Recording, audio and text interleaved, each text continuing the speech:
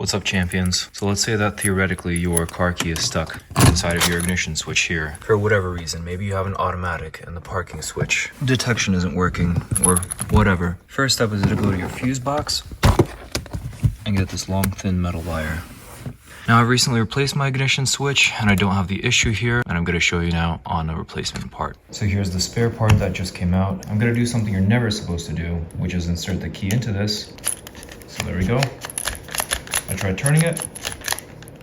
Now my key is stuck without the electronic release inside of this thing.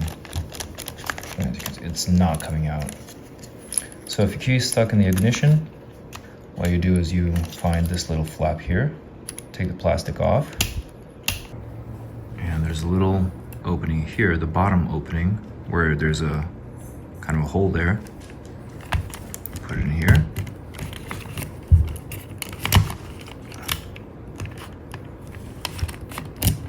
And that lets you remove the key to use the bottom hole instead of the middle one here.